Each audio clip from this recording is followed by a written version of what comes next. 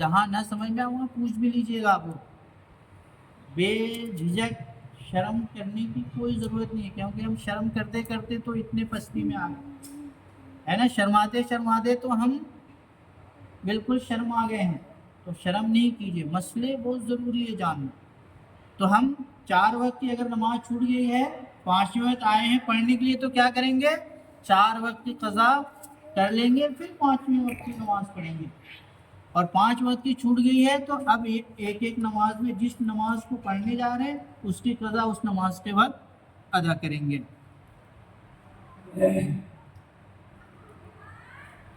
جو نماز جیسی فوت ہوئی ہے، یعنی ہم ظہر فجر میں 4 رکعت پڑھتے ہیں ہے نا، تو اب کوئی ہم 4 رکعت ہی قضا کریں گے ہے نا۔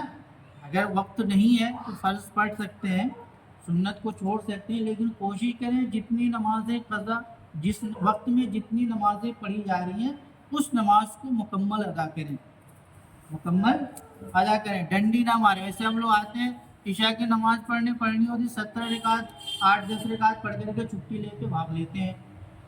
تو نماز ہم اپنے لیے پڑھتے ہیں نا، اپنے رب کو راضی کرنے کے لیے پڑھتے ہیں نا، رب سے بات کرنے کے لیے نماز پڑھتے ہیں۔ نماز کیا ہے؟ رب سے بات کرنا۔ نماز کیا ہے؟ رب سے بات کرنا، ملاقات کرنا۔ تو ہم رب سے ملاقات ہی کرنا نہیں چاہتے، رب کے ساتھ زیادہ وقت گزارنا ہی نہیں چاہتے، ہم چاہتے ہیں بھیا اپنے کاروبار میں زیادہ وقت گزاریں، تو اس لیے نماز کو شارٹ کر دیتے ہیں ہم لوگ، جبکہ ہمیں رب کے ساتھ زیادہ وقت گزارنا ہے۔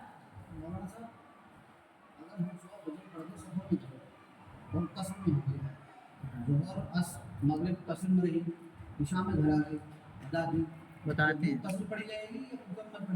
ابھی بتائیں گے، اسی میں بتائیں گے ہے نا۔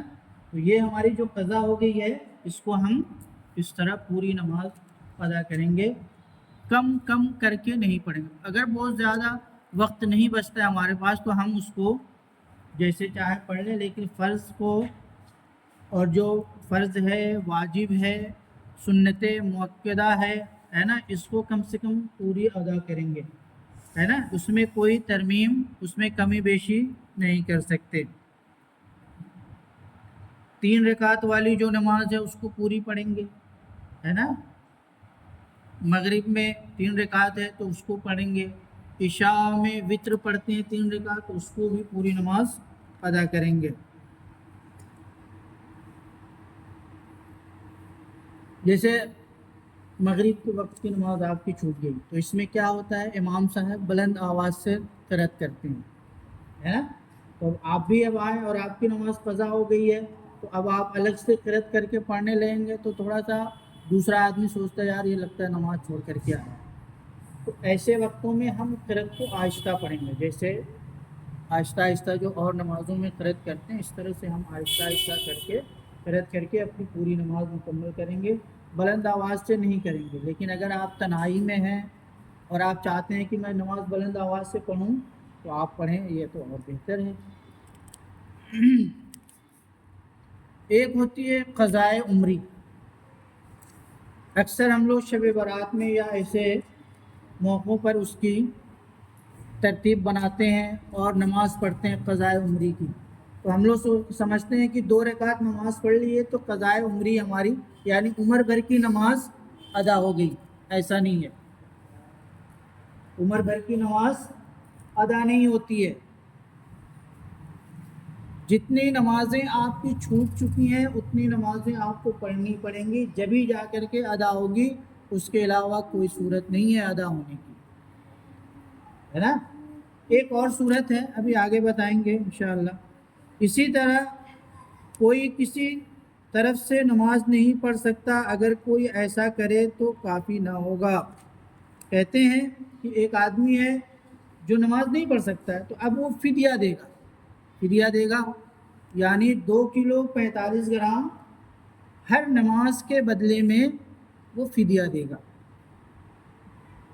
ایک وقت کی نماز ہماری چھوٹ گئی ہے تو وہ آدمی 2 کلو 45 گرام گیہوں یا اس کی قیمت ادا کرے۔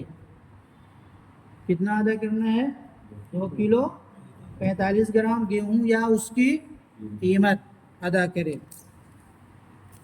कहते हैं जिसकी नमाज कज़ा हो गई और वो इंतकाल कर गया, अगर उसने कुछ माल छोड़ा है तो उसकी तिहाई से फिदिया दिया जाए, और अगर नहीं छोड़ा है और उसके अहबाब अपने माल से देना चाहें तो दे सकते हैं। कोई आदमी जिसकी नमाज छूट गई हो और उसका इंतकाल हो गया है, तो जो प्रॉपर्टी वो छोड़ करके गया है ना, तो उसका तीसरा हिस्सा उसके माल से लिया जाएगा, और उस कि जितनी नमाज़ें क़ज़ा हुई हैं उसको वो 2 किलो 45 ग्राम के हिसाब से या उसकी कीमत के लगा करके उसकी फिदिया अदा की जाएगी। अगर उसके पास कोई नहीं है, औलादें नेक हैं, भाई भतीजे नेक